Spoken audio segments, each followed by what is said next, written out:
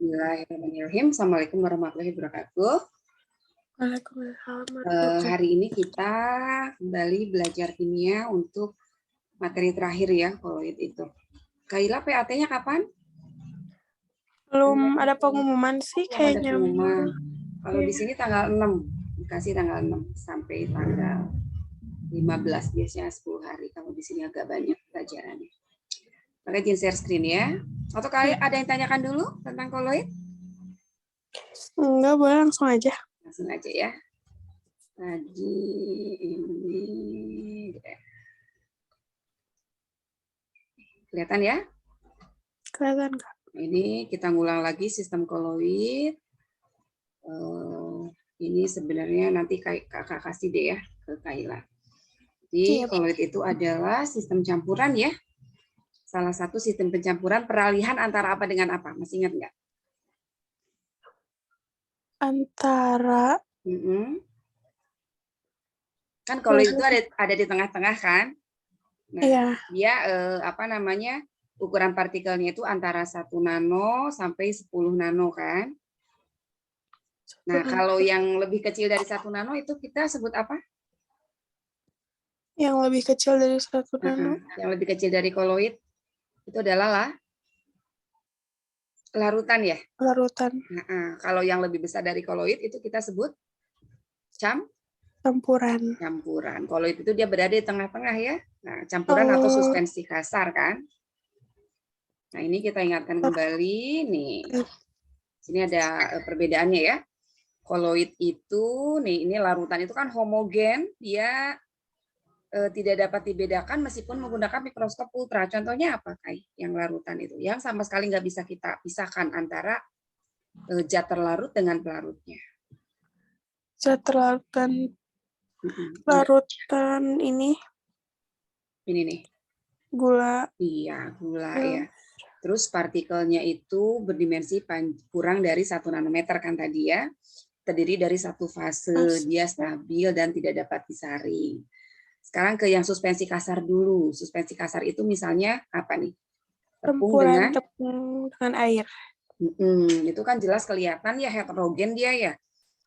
Betul? Iya. Nah, dia campuran kasar karena si zat terlarutnya itu lebih besar dari berapa ini? 100 nano. Dari 100 nano. Kalau tadi larutan lebih kecil dari 1 nano. Betul. Jauh ya? Jauh ya, jauh banget. Nah, sementara kalau itu berada di antara 1 nano sampai 100 nano. Nah, ini penting nih. Tadi kan kalau larutan itu homogen, ya. Kalau dispensi kasar atau campuran itu heterogen. Nah, kalau koloid itu peralihan. Jadi secara makroskopis itu homogen. Secara makroskopis itu dia terlihat oleh mata kita. Jadi secara umum, secara general, itu namanya makroskopis. Kalau Kaila lihat susu itu kan koloid ya? Iya, koloid. Nah, itu kan secara terlihat oleh mata kita itu homogen ya, nggak kelihatan ya? Iya. Fasanya itu nggak kelihatan. Tetapi sebenarnya secara mikroskopis itu berarti diamati oleh apa ini? Diamati oleh mikroskop ultra. Sebenarnya dia itu adalah kalau diamati oleh mikroskop heterogen gitu. Jadi kalau koloid itu menipu ya secara kelihatan oleh mata kita itu homogen, padahal kalau menggunakan mikroskop ultra itu akan heterogen seperti itu ya. Jadi sebenarnya dia 2 fase ya, cuma terlihatnya saja seperti homogen ya. Pada umumnya stabil karena ada stabilisernya itu ya, emulgatornya itu tidak dapat disaring kecuali menggunakan penyaring ultra. Iya, ultrafiltrasi atau saringan ultra. Paham ya perbedaannya? Iya, Kak. Paham. Kalau paham, kita teruskan. Nah, ini contoh larutan itu adalah gula, garam, ya. Ada apa lagi di situ? Spiritus, alkohol. Apa bedanya spiritus sama alkohol, coba? Spiritus, kayak baru jarang sih dengernya. Sebenarnya spiritus itu sama saja dengan alkohol, nak. Cuma dia kandungan alkoholnya lebih kecil biasanya. Biasa dipakai buat kalau di kampung-kampung ada petromak itu ya. Pakai spiritus ya, yang warnanya biru itu untuk membedakan aja sebenarnya dengan alkohol yang presentasinya lebih besar. Karena kalau presentasinya lebih besar, nanti ketika digunakan untuk petromak bisa kebakaran gitu. Iya, iya. Makanya persentasenya lebih kecil dari 70%, sekitar 50 atau 60 ya. Ini ada cuka, ya kan? Terus ada apa lagi?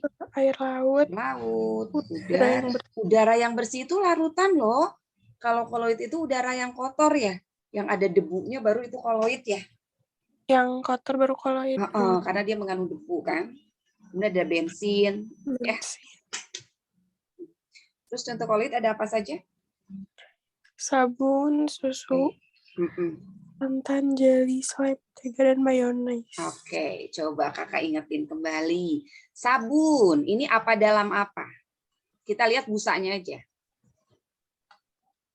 Sabun. Busa sabun. Itu apa dalam apa? Terlihat oleh mata apa? Busanya. Terlihat oleh mata apa? Cair kan? Cair. Ya, di dalamnya ada? Ada apa sih itu teh? Dalam busa sabun ada? Gas kan? Gas. Iya, berarti sabun itu, busa sabun itu gas dalam air. Ya, gas dalam Kalau cair. susu? Susu, oke. Terlihat oleh mata Kaila apa susu? Cair juga. Cair. Padahal di dalamnya ada? Gas. Hmm. Enggak, bukan. Terdapat Lemak kan dia? lemak. Oh iya, lemak itu lemak apa? susunya. Cair kan? Cair. Iya, berarti cair dalam? Cair. Oke, good. Next, santan. Santan itu kayak cair juga. Sama dengan susu, dia cair karena lemak ya kelapa itu ya. Cair dalam cair ya. Oke, next, jelly. Padat. Oke, good. Padat dalam Cair. Dalam cair. Jadi jelly kalau sebelum dia memadat itu kan ketika suhunya panas atau suhunya tinggi dia kan masih dalam bentuk cair ya. Iya, kalau pasti panas. Apa yang menyebabkan jelly jadi berbentuk gel? Sifat apa? Liofil atau hidrofil, yaitu suka terhadap air atau suka terhadap pelarutnya ya. Makanya dia masuk ke pelarutnya. Jadi apa? Memadat gitu loh. Liofil atau hidrofil. Yang kalau didiamin dulu gitu kan ada. Kalau didiamkan jadi dia akan memadat. Makanya jelly itu sifatnya adalah hidrofil atau liofil ya.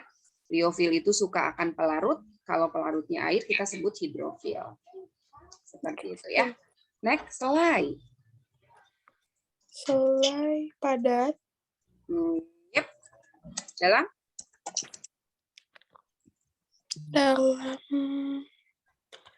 cair. Sifatnya sama dengan gel, yaitu liofil. Liofil, kok delay sih selai ya? Sama hidrofil. Iya, mentega nah. Padat. Titik-titik dalam padat. Kan mentega terlihat oleh mata padat ya? Iya. Ya, padat di dalamnya kan lemak, yaitu cairan kan? Oh, berarti bla bla bla dalam padat. Berarti apa? Lemak dalam padat. Lemak itu apa? Cair atau padat lemak? Cair. Iya, berarti cair dalam padat. Padat. Kan terlihat oleh mata kita padat, padahal di dalamnya ada lemak yaitu cairan ya. Mayones. Mayones cair kan ya? Oke, good. Dalam lemak juga nggak sih atau padat? Dalam padat. Iya, sama dengan mentega kan mayones itu. Ya. Susu yang agak sudah memadat dia ya. Oke. Bisa ya kalau itu ya. Pokoknya Kaila niatnya gini aja. Kalau yang terlihat oleh mata berarti itu adalah tempatnya gitu. Jadi bla bla bla dalam yang terlihat oleh mata gitu. Misalnya debu terlihat oleh mata kan gas ya. Padahal di dalamnya ada apa? Dalam debu itu.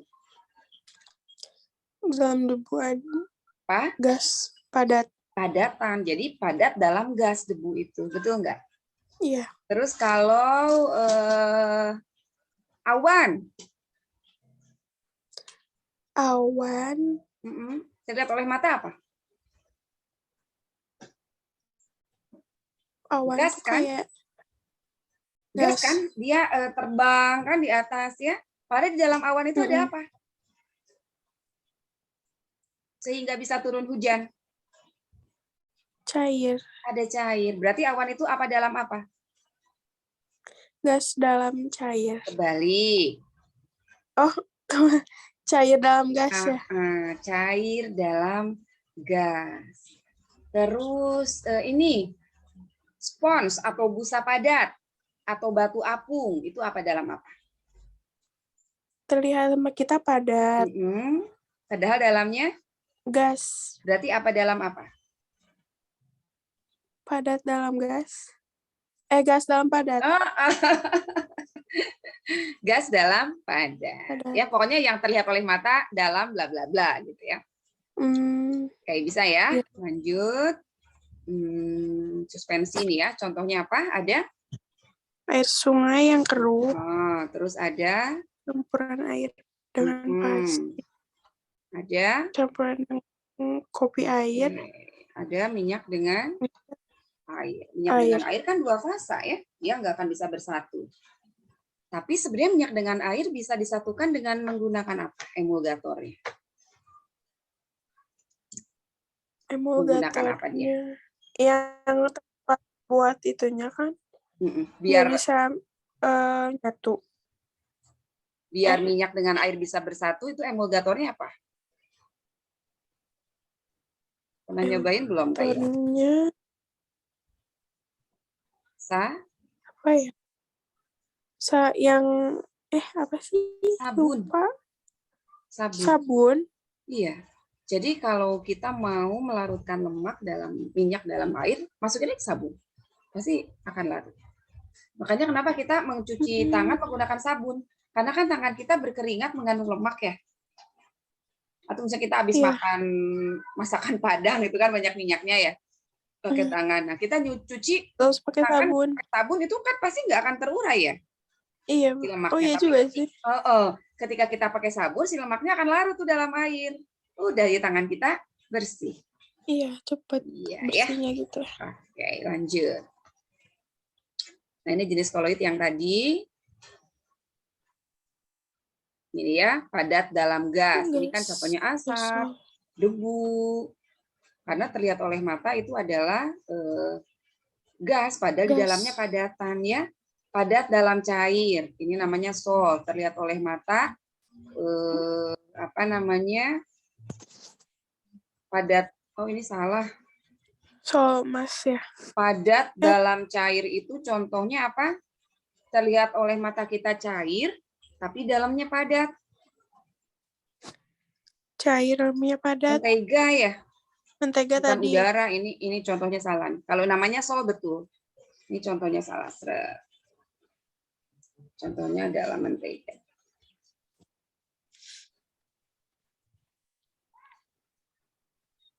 Oh, ini debu di udara, maksudnya dia ke bawah ya. Iya. Padat dalam ini selain mentega apa lagi? Tadi mayones ya. Mayones. Nah, kemudian ini padat dalam padat. Emas jelas ya, belerang itu padat dalam padat. Kemudian cair dalam gas. Cair dalam gas. Cair dalam gas ini kayaknya apa namanya? Tinta. Tabelnya enggak ini nih. Cair dalam gas itu aerosol ke sini nih. Nih, ini contohnya. Kabut, kemudian awan ya. Nah, tadi padat dalam padat itu nih, gelas berwarna juga padat dalam padat. Intan juga padat dalam padat ini ya. Oke.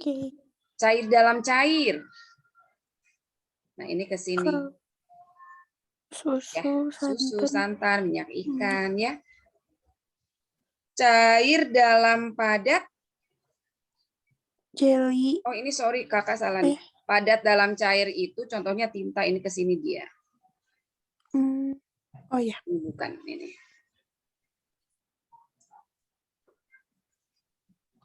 Ya ke enter 1 ini kali ya.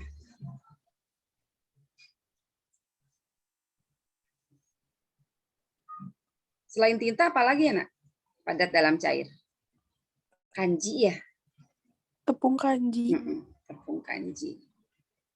Oke, next. Ini mana yang belum? Cair dalam padat. Tadi ini ya, jelly, susu, santan ikan. Jelly. Kemudian jelly mah yang itu.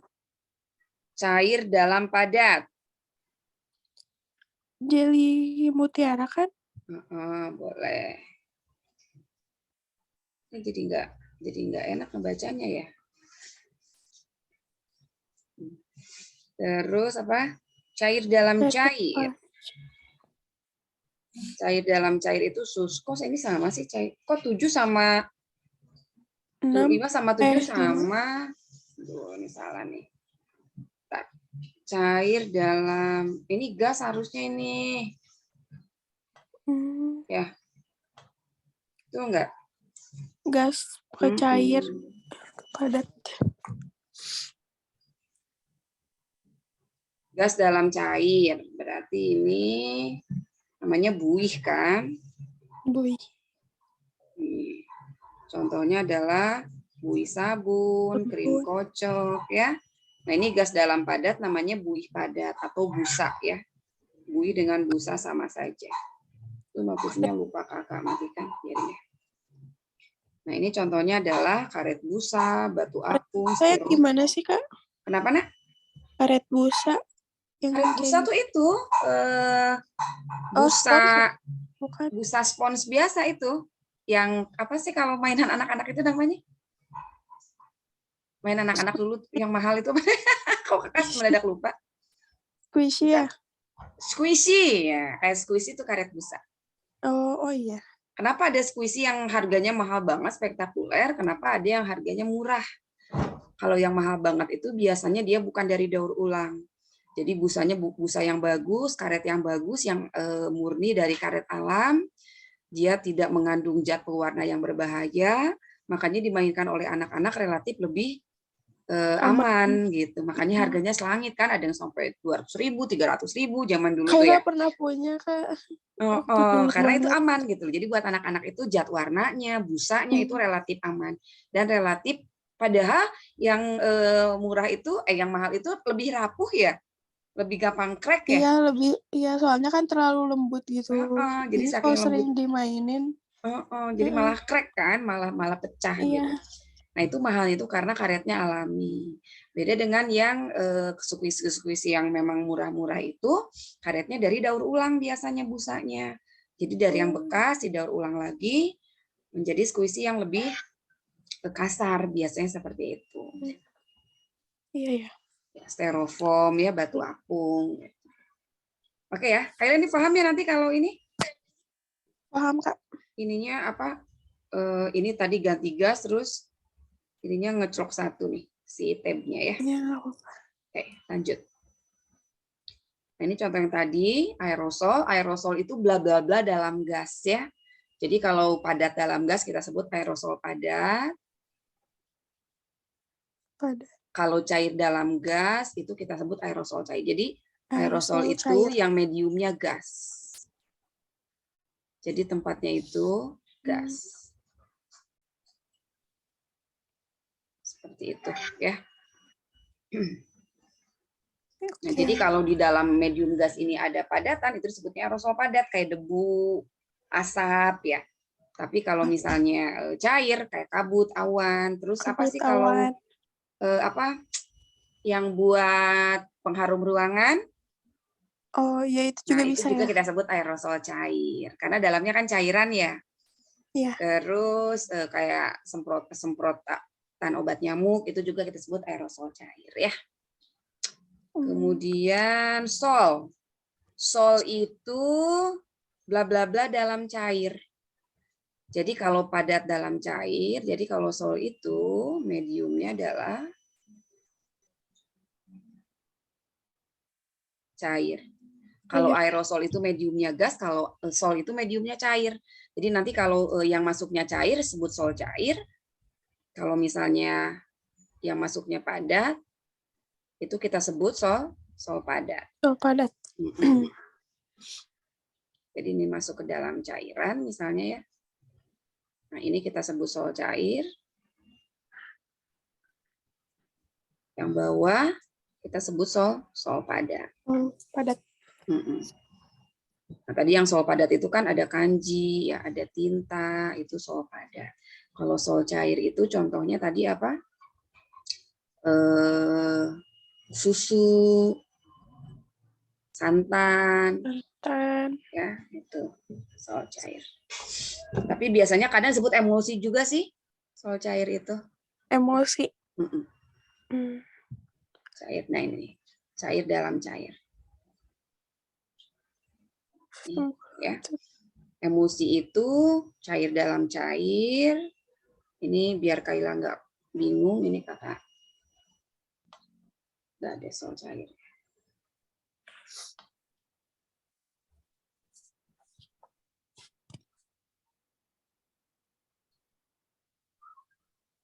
Bukan mediumnya yang cair ya, tapi zat terdispersinya.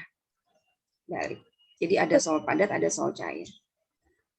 Kalau zatnya atau zat yang masuknya, zat terdispersinya cair, ini kita sebut sol, ya.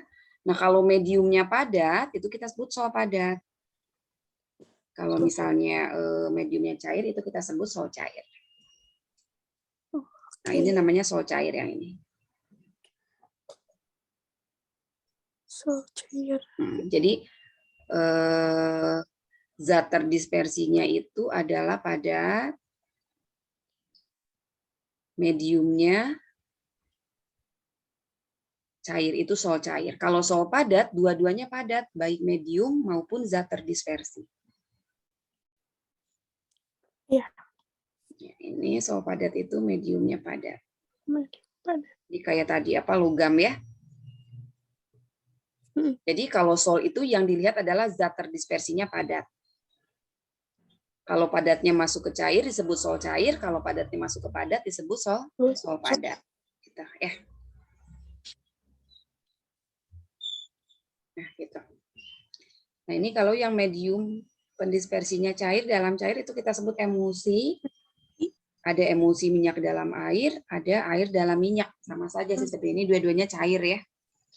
Nih kalau emulsi minyak dalam air, contohnya susu santan, susu, lateks itu karet. Ini adalah karet. Karet yang alami yang diambil dari pohonnya ini, lateks. Suka lihat nggak Kaila di daerah mana ya, Subang, Purwakarta itu suka ada pohon-pohon karet, kan suka ada di sayap tuh itunya, batangnya ya, itu diambil lateksnya. Itu juga minyak dalam air. Kalau air dalam minyak, jadi air apa minyaknya lebih banyak ini, mayones, minyak ikan. Kalau minyak dalam air, airnya lebih banyak. Jadi di sini kuantiti airnya lebih banyak, kalau ini kuantiti minyaknya lebih banyak. Emulsi itu ya. Kemudian buih. Buih itu apa katanya ini? Gas terdispersi dalam cair. Zat cair. Nah, ini contohnya tadi buih sabun, ombak ya. Iya. Itu adalah salah satu dari contoh buih atau busa. Jadi buih itu kadang disebut juga busa cair. Busa cair.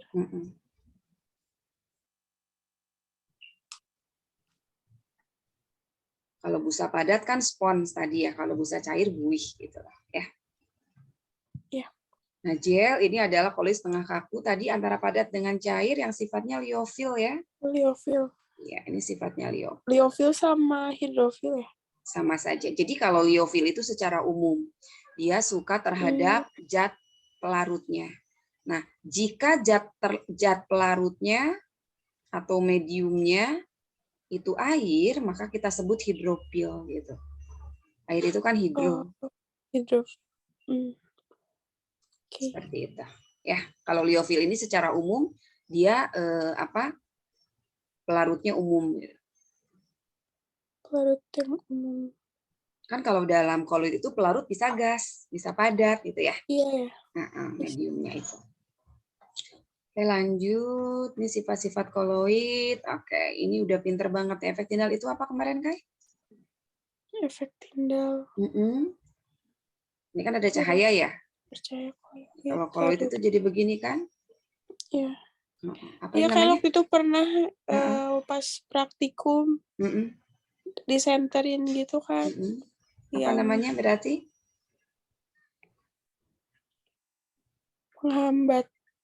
penghamburan cahaya. Cahaya. Jadi sumber cahaya ini ketika dia melewati partikel koloid dia akan terhambur kan? Contohnya apa? Contohnya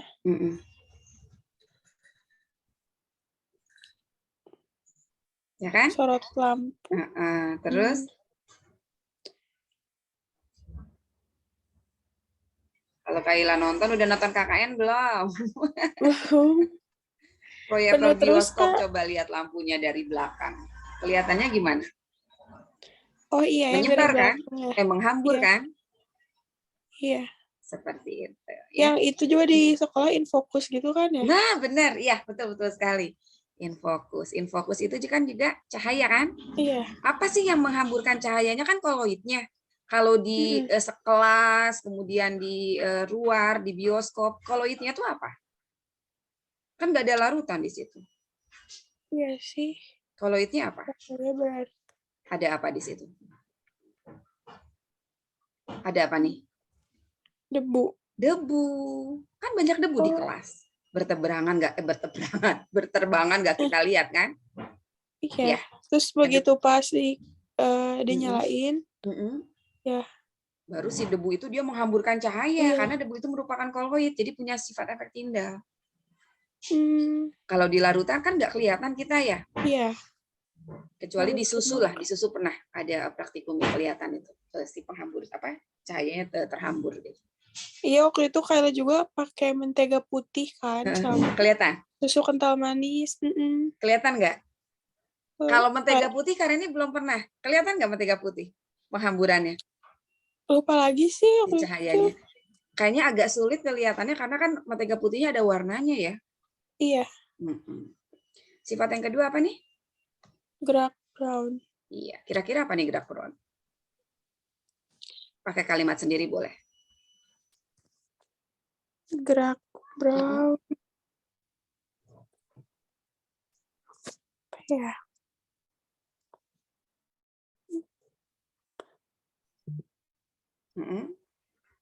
Gerak acak. Oke, dari partikel koloid. Fungsinya buat apa ya? Jadi dia tuh bertabrakan loh si partikel-partikel koloid itu. Fungsinya adalah untuk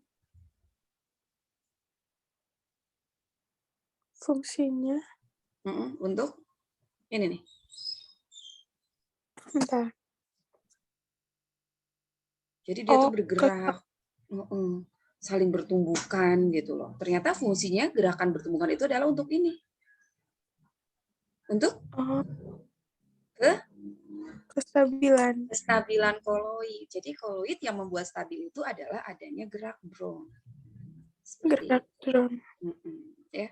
Kenapa disebut gerak brown? Yang menemukannya itu ilmuwan namanya Michael Brown. Michael apa George ya, kakak lupa. Pokoknya bla bla bla brown gitu. Makanya sebutnya gerak brown. Jadi dia nama ilmuwan ya. Bukan gerak coklat, bukan. Oke, next. Muatan koloid. Nah, masih ingat elektroforesis apa? Elektroforesis adalah partikel koloid bergerak dalam medan listrik. Oke. Nah, karena dia bergerak dalam medan listrik, biasanya elektroforesis ini digunakan untuk fungsinya menentukan jenis muatan koloid. Ya, betul nggak? Selain untuk menentukan jenis muatan koloid, elektroforesis juga digunakan prinsip kerjanya pada ini, Kai. Yang di industri itu loh. Namanya alat kotrel. Atau cerobong asap. Cerobong Asap. Cerubung asap yang di alat di industri. Mereka kan kalau tidak menggunakan alat kotrel itu kan pencemaran udara ya. Nah, jadi ditangkap oleh alat kotrel, kemudian sama si medan listriknya itu kayak bukan dibekukan, dimampatkan. Jadi si gas-gasnya itu yang asalnya dia banyak itu jadi dipadatkan gitu loh, Kai. Dipadatkan jadi kayak si asapnya itu jadi lebih berat gitu. Dimampatkan itu kan asalnya kalau asap itu ngelembung misalnya gitu ya. Nah, dia menggunakan elektroforesis itu jadi dimampatkan, jadi kayak semi padatan baru dia ke atas gitu. Jadi elektroforesis itu digunakan untuk menentukan jenis muatan koloid dan untuk prinsip kerja dari alat kotrel untuk memadatkan debu atau asap sebagai limbah pencemaran udara ya. Kemudian adsorpsi ini adalah apa? Kemampuan partikel koloid untuk kemampuan menyerap berbagai zat. Hanya pada permukaan ya. Menyerap biasanya berupa ion. Contohnya itu adalah pada proses apa? Pemutihan gula tebu. Pemutihan gula tebu.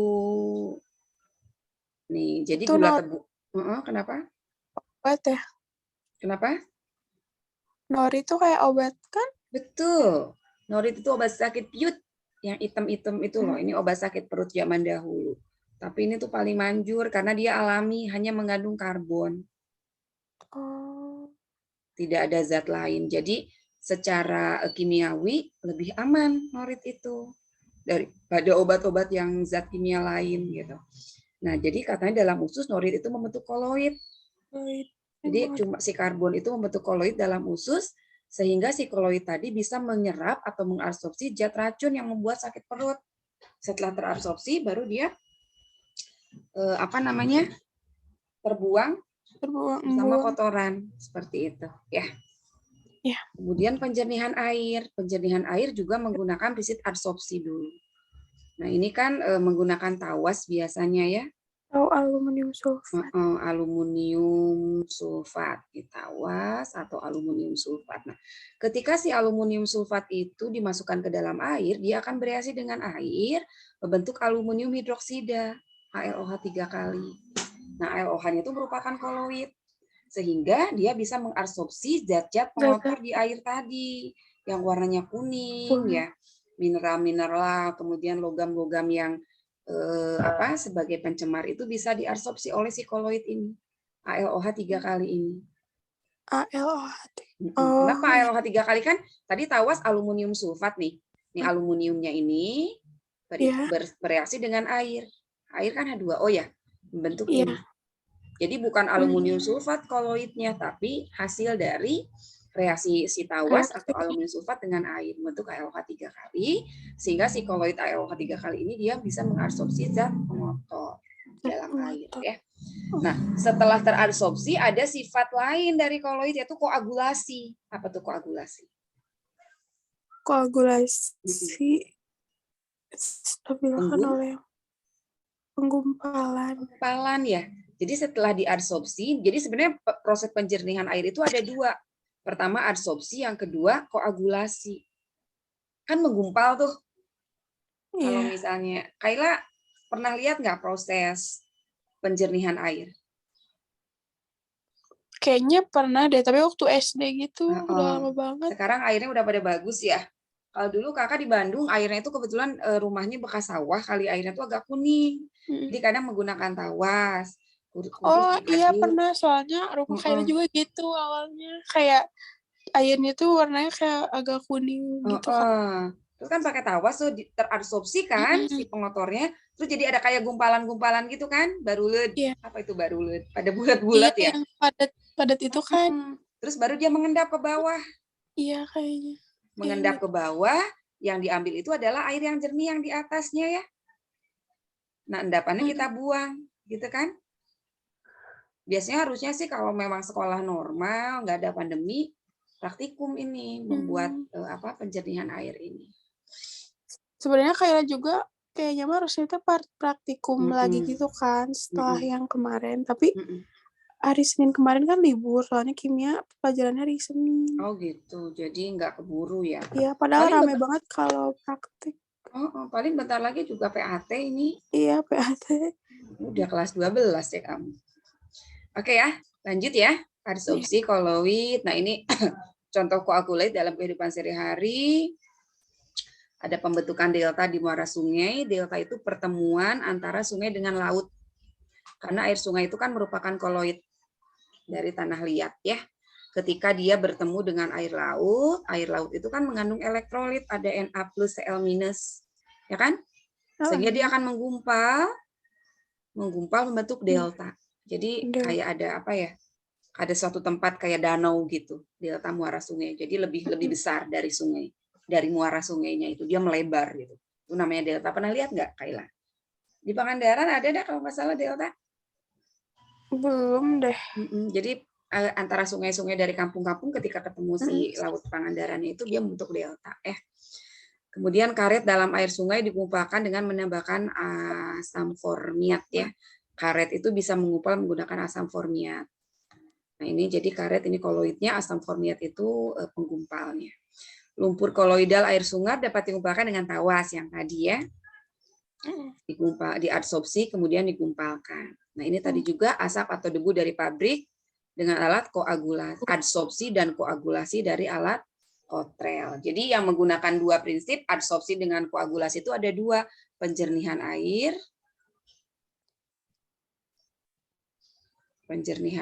dan alat Cottrell. Alat Cottrell itu pencemaran udara ya. Nah ini dua-duanya menggunakan prinsip koagulasi dan adsorpsi. Seperti itu ya. Nah ini satu lagi dialisis. Nah, apa itu dialisis? Ingat nggak? Pembuatan suatu kali.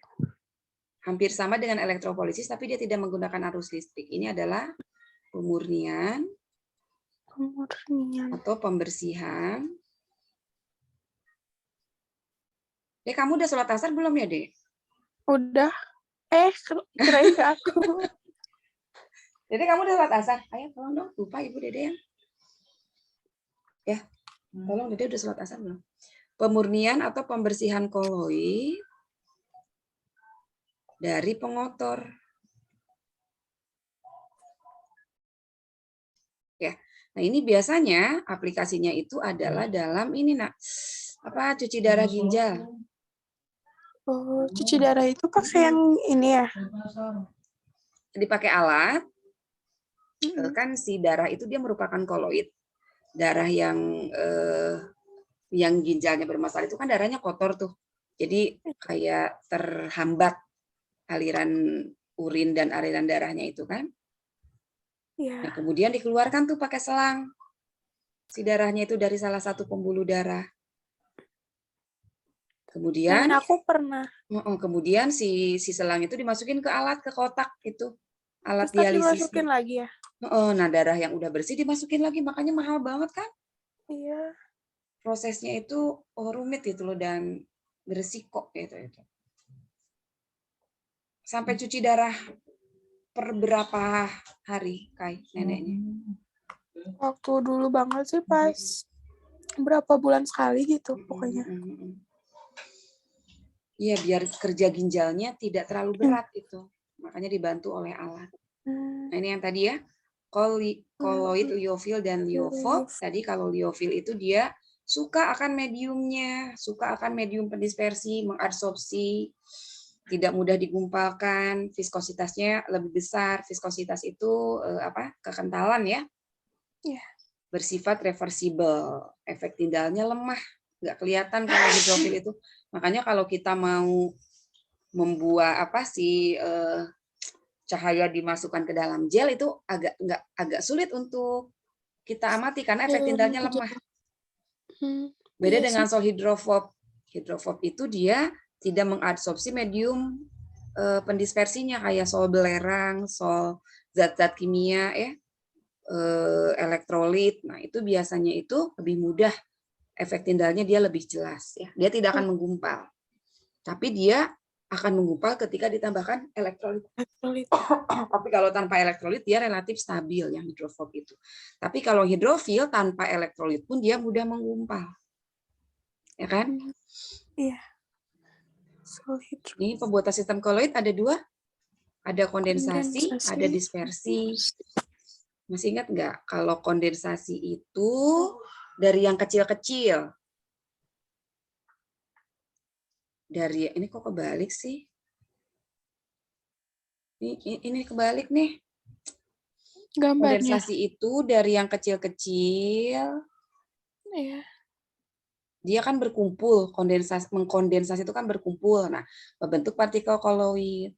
Kalau dispersi dari yang ini gini aja deh. Nah, kalau dispersi itu dari yang partikelnya lebih besar. Seperti ini. Dispersi itu kan terpecah. Nah, disperse itu artinya terpecah. Dia terpecah membentuk partikel koloid yang lebih kecil. Oh, berarti yang... Nah, kalau ini kondensasi dari yang kecil, nah ini kecil-kecil kan? Bergabung, membentuk partikel koloid. Seperti itu. Paham nggak? Jadi kayak nyatu tapi masih berkelompok gitu kan ya? Iya, betul. Biasanya cirinya apa? Kalau kondensasi itu dia berasal dari reaksi kimia. Cirinya. Biasanya nanti mana dari zat berikut yang termasuk pembuatan cara kondensasi. Cari aja reaksi kimia, itu pasti cara kondensasi. Karena kan reaksi kimia itu dari larutan. Larutan itu kan partikelnya kecil-kecil, betul nggak? Iya, kecil-kecil. Jadi terkondensasi. Nah, kalau dispersi ini dengan cara fisik. Fisiknya? Jadi cara fisiknya contohnya di apa? Kalau menggunakan cara fisik itu digerus. Jadi cara fisik ya, atau digiling ya. Ada juga yang dipecahkan oleh zat kimia, namanya peptisasi. Peptisasi itu pemecahan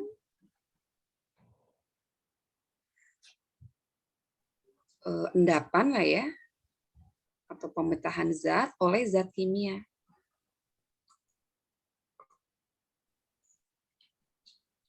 Seperti itu. Nah, ada juga pemecahannya oleh pemecahannya oleh alat listrik. Oh, bisa juga. Ada pemecahan, biasanya logam. Pemecahan endapan oleh arus listrik. Ini semuanya dispersi ya. Iya. Kalau tadi kondensasi kan reaksi kimia. Ini namanya adalah busur Bredig. Namanya busur Bredig. Nama alatnya ini. Biasanya ini untuk pembuatan logam. Logam biasanya menggunakan busur Bredig ya. Jadi dari logam yang besar dipecah oleh arus listrik menjadi pecahan-pecahan logam yang lebih kecil sehingga membentuk koloid. Emas kayak gitu. Perak gitu. Paham ya? Paham, Kak. Nah, ini ya cara kondensasi partikel larutan sejati itu bergabung untuk koloid, sementara cara dispersi adalah partikel kasar dipecah membentuk partikel koloid ya. Yang tadi Kakak bilang nih cara busur Bredig. Ini koloid asosiasi itu adalah koloid yang bercampur. Biasanya yang beda sifat antara yang polar dengan non-polar. Biasanya koloid asosiasi ini adanya di sabun. Sabun itu kan ada yang sifatnya polar, ada yang sifatnya non-polar. Ada yang hidrofob. Sabun itu ada yang hidrofil. Yang hidrofilnya ngikat ke air, yang hidrofobnya ngikat ke lemak. Biasanya seperti itu. Prinsip dari sabun seperti itu.